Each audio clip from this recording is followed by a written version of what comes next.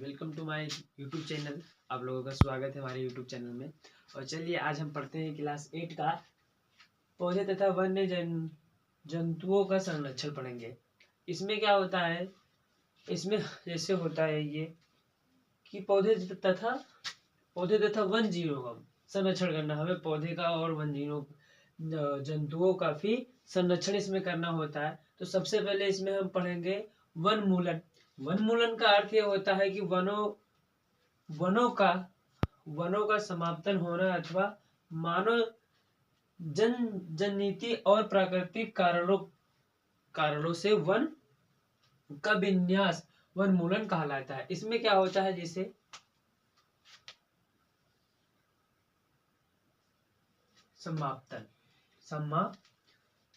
समाप्त होना अथवा मानव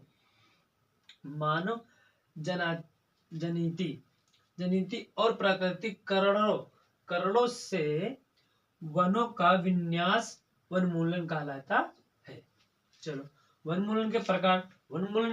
अब ये भी हमें जानना बहुत जरूरी है कि वनमूलन के प्रकार कौन कौन से होते हैं, तो ये भी जानना बहुत जरूरी है। तो वनमूलन के प्रकार ये होते हैं कि भूमि तो हो ही गया, भूमि प्राप्त करना, कृषि के लिए भूमि प्राप्त करना, ये क्या कहलाएगा, वनमूलन में आएगा। वनमूलन में आएगा कृषि के लिए भूमि प्राप्त करना। दूसरा हो जाएगा अपना घरों एवं कारखानों के निर्माण के लिए भूमि प्राप्त करना। घरों एवं कारखानों के निर्माण के लिए भूमि प्राप्त करना। तीसरा हो जाएगा हमारा फर्नीचर बनाना अथवा लकड़ी का ईंधन के रूप में प्रयोग करना। जैसे जो लकड़ी का ईंधन होता है, वो जो लकड़ी होता है उसे हम ईंधन के रूप में प्रयोग करते हैं। और उसके बाद में वो आता कहाँ से, वो भी एक वनमूलन के द्वारा, मतलब संरक्षण के द्वारा होता है। जंगलों में वनों में जब रहता है, जब लकड़ी को काट के लेके आते हैं गाँव में या घर में या खेत में या शहरों में, किसी भी प्रकार के कहीं पे ठेके वगैरह पे बिकता है, तो वहां से फिर आता है। तो वो कहाँ से आता है, सबसे पहले वो पेड़ रहेगा, पेड़ को काटेंगे, काटने के बाद में तभी तो वो लकड़ी बनेगा, ईंधन बनेगा। लेकिन वो भी वहां पे रहता है, कहाँ पे रहता है, वो पहले वनों में लगा रहता है, काट के फिर लाया जाता है, तभी वहां से वो लकड़ी के रूप में आता है। फिर लकड़ी के रूप में आने के बाद में उसे ईंधन के रूप में प्रयोग करते हैं। तीसरा हो जाएगा पशुओं द्वारा वनों का अतिचरण। पशुओं के द्वारा वनों का अतिचरण। फिर दावनल एवं भयंकर मतलब जो होता है भयंकर सूखा पड़ना। जैसे हो गया भयंकर सूखा पड़ना। भयंकर सूखा किसके कारण पड़ जाता है, जब बारिश नहीं होता है तभी तो भयंकर सूखा पड़ेगा। भयंकर सूखा कब पड़ेगा, जब बारिश नहीं होगा तब भयंकर सूखा पड़ेगा। क्योंकि जब बारिश नहीं होगा, बारिश की वजह से ही भयंकर सूखा पड़ता है। कभी कभी बारिश ज्यादा हो जाता है, कभी कभी बारिश होता ही नहीं है। सबसे पहले अपने हम ये देखेंगे घरों एवं कारखानों के निर्माण के लिए भूमि का प्राप्त करना।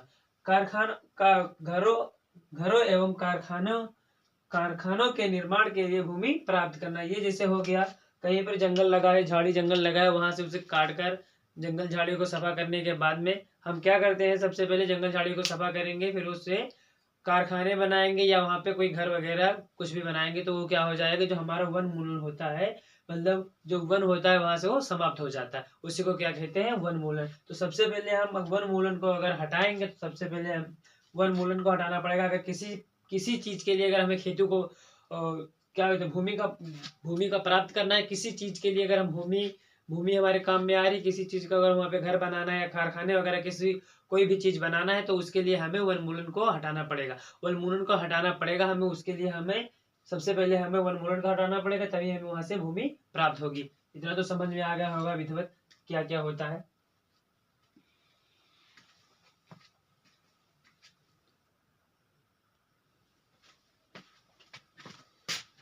तो अब हम शुरू करते हैं इसके आगे वनमूलन के दूसरे प्रभाव।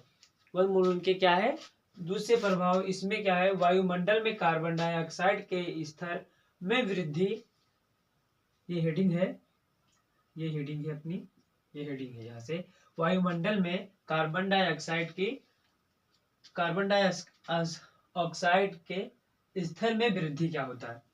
पौधे प्रकाश संश्लेषण की क्रिया में कार्बन डाइऑक्साइड गैस का उपयोग में लेते हैं, मतलब उसको उपयोग में लेते हैं, जो कार्बन डाइऑक्साइड होता है उसको पेड़ पौधे क्या करते हैं, अपने मतलब जब अपना भोजन बनाते हैं पेड़ पौधे, उसे क्या कहते हैं, प्रकाश संश्लेषण कहते हैं। जो पेड़ पौधे अपना भोजन बनाते हैं उसे प्रकाश संश्लेषण कहते हैं। जब पेड़ पौधे कार्बन डाइऑक्साइड को अपनी मतलब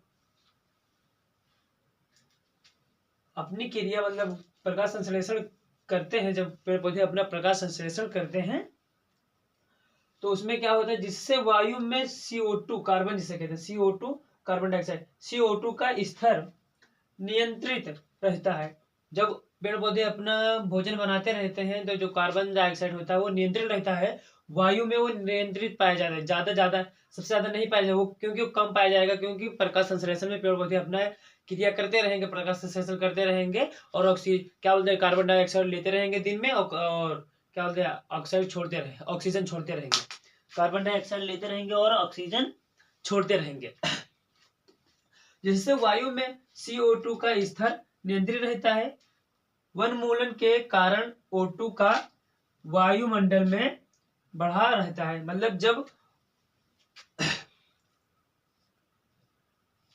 वनमूलन मतलब पेड़ पौधे नहीं रहेंगे, जब पेड़ पौधे ज्यादा नहीं रहेंगे, पेड़ पौधों का कटाई होगा तो वायुमंडल में O2 जो होता है, CO2 होता है, ये बहुत ज्यादा बढ़ जाएगा। जब ये बढ़ जाएगा तो प्रॉब्लम होने लगेगी, अलग अलग प्रकार की क्या होगा, बीमारियां फैलना स्टार्ट हो जाएगी, क्योंकि कार्बन से भी बीमारियां फैलती है और कार्बन से भी बीमारियां फैलेगी, क्योंकि जब O2 ज्यादा हो जाएगा, ऑक्सीजन मिलेगा ही नहीं, कार्बन डाइऑक्साइड ज्यादा रहेगा तो बीमारियां ही फैलेगी। इसीलिए हमें क्या करना चाहिए, सबसे ज्यादा वृक्षारोपण करना चाहिए। और वही क्वेश्चन वही बता रहा है कि वायुमंडल में कार्बन डाइऑक्साइड के स्तर में वृद्धि होगा तब क्या होगा, जैसे पूछ रहा है वृद्धि अगर ज्यादा हो जाएगा तो क्या होगा, तो सीधा से वही है, पेड़ पौधे मतलब पौधे प्रकाश संश्लेषण की क्रिया में कार्बन डाइऑक्साइड गैस का उपयोग में लेते हैं, मतलब उसको उपयोग में लेते हैं, जिससे वायु में CO2 का स्तर नियंत्रित रहता है। वनमूलन के कारण CO2 का वायुमंडल में बढ़ा रहता है। अगर ये नहीं रहेगा तो बढ़ा रहेगा, अगर ये है तो इसके लिए ये कम रहेगा, CO2 कम रहेगा।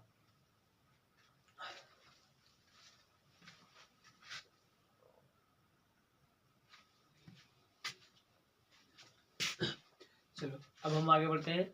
ये है विश्व उष्णन। विश्व उष्णन, इसमें क्या होता है, वायुमंडल में CO2 की मात्रा में वृद्धि के कारण पृथ्वी के ताप में वृद्धि होती है। जैसे क्या होता है, जो वृद्धि होती है, क्योंकि जब इसमें CO2 जो ज्यादा है, CO2 जब खत्म ही नहीं होगा तो वृद्धि होगी ही होगी, क्योंकि जब CO2 खत्म हो जाएगा तभी वृद्धि नहीं होगी, वरना वृद्धि होती रहेगी। जब वनमूलन पेड़ पौधे वृक्ष लगे ही नहीं है, वनमूलन होगा नहीं, वनमूलन में जिसे अपने ऑक्सीजन बनेगा ही नहीं तो कार्बन डाइऑक्साइड रहेगा, तो कार्बन डाइऑक्साइड की वृद्धि होती रहेगी। जब वृद्धि कार्बन डाइऑक्साइड की होती रहेगी तो अपना क्या रहेगा, जो पृथ्वी पे ताप रहेगा, ताप में वृद्धि भी होती रहेगी। जब CO2 में वृद्धि होगी तो उसी के साथ साथ पृथ्वी के ताप में भी वृद्धि होगी। पृथ्वी के ताप में वृद्धि के कारण जल चक्र है अपना, जो जल चक्र का संतुलन भी बिगड़ेगा, और वर्षा दर में कमी आती है, जिससे सूखा पड़ जाता है।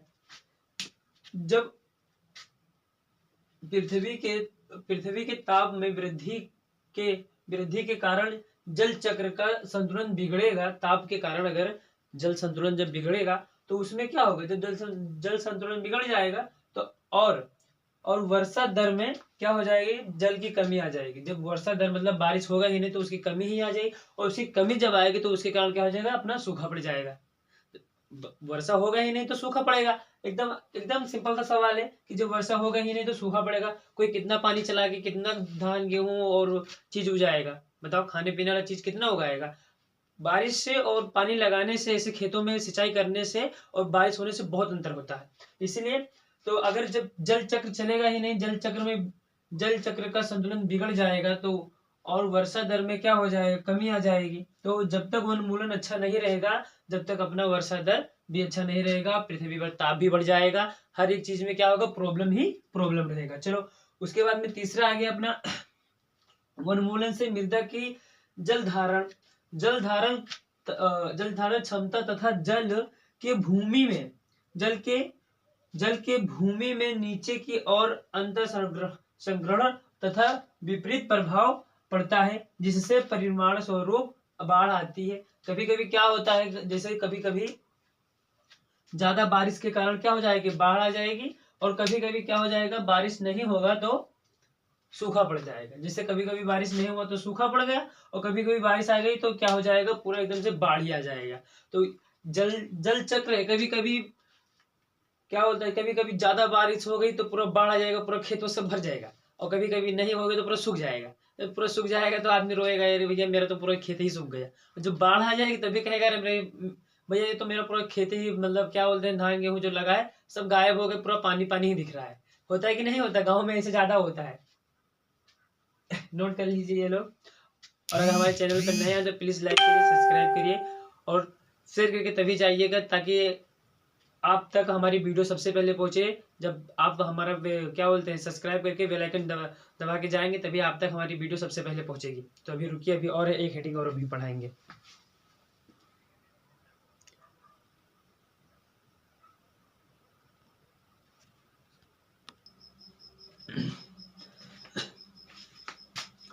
चौथे में क्या बता रहा है, चौथे में बता रहा है पेड़ पौधों की जड़ मृदा को एकदम ढंग अच्छे से तरीके से मतलब पकड़ के रखती है। मृदा को, मिट्टी को एकदम पेड़ पौधे की जड़ जो होती है एकदम पकड़ के रखती है, रखती है, मतलब बांध के रखती है, पकड़ के रखती है। इनकी कटाई से मृदा ढीली पड़ जाती है। जब पेड़ पौधे की कटाई हो जाती है तो क्या हो जाता है, मृदा मतलब मिट्टी का एकदम ढीली पड़ जाती है।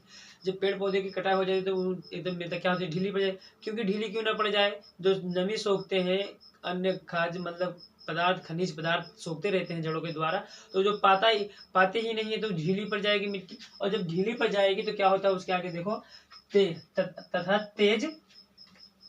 तेज हवा अथवा जल बहाव के साथ बहकर चली जाती है। मतलब जब मजबूत रहेगा ही नहीं, पकड़ेगा ही नहीं मजबूत, तो एक जगह से दूसरी जगह पे बहकर चली जाएगी। जब तेज पानी बरसेगा, बरसात का महीने में क्या होता है, एक जगह से मिट्टी कट के दूसरी जगह पे चली जाती है। जब ज्यादा तेज बारिश होता है, एक जगह से मिट्टी दूसरी जगह पे कट के चली जाती है, तो क्या होता है, उसी को कहते हैं, है ना, एक जगह से दूसरी जगह पे मिट्टी चली जाती है। मृदा उपजाऊ, जो मृदा उपजाऊ यह होते हैं जिसमें ज्यादा चीज मतलब उपजाऊ होते हैं। जैसे कोई चीज भी बो दो तो उसमें बढ़िया से अच्छे से वो हो जाए, उसी को कहते हैं उपजाऊ।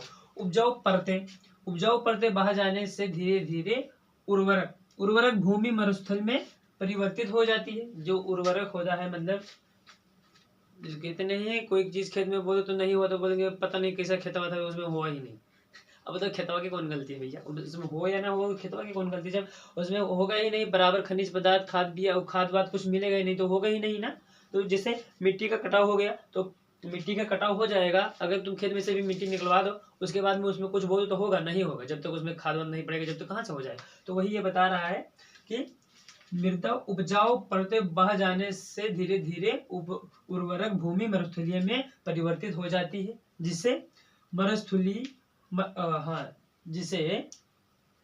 मरुस्थलीकरण कहते हैं। जिसे क्या कहते हैं, मरुस्थलीकरण कहते हैं। एकदम सिंपल सा सवाल है। जब उसमें होगा नहीं, कुछ होगा ही नहीं, तो उसे क्या कहते हैं, मरुस्थली कहते हैं। हो गया, उसे मरुस्थली कहते हैं।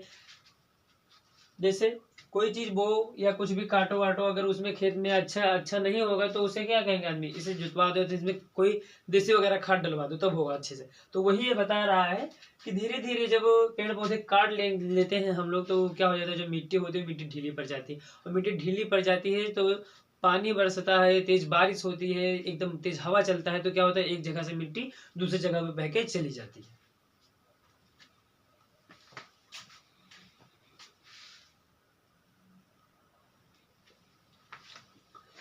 पांचवें में क्या बता रहा है, देखिए, पर्वतीय क्षेत्रों में वृक्षों की कमी से जो वहाँ की मिट्टी होती है, मतलब मृदा जो वहाँ की होती है वो खसकने लगती है, एक जगह से दूसरी जगह पे खसकने लगती है, मतलब उसमें समस्या बहुत ज़्यादा बढ़ जाती है, खसकने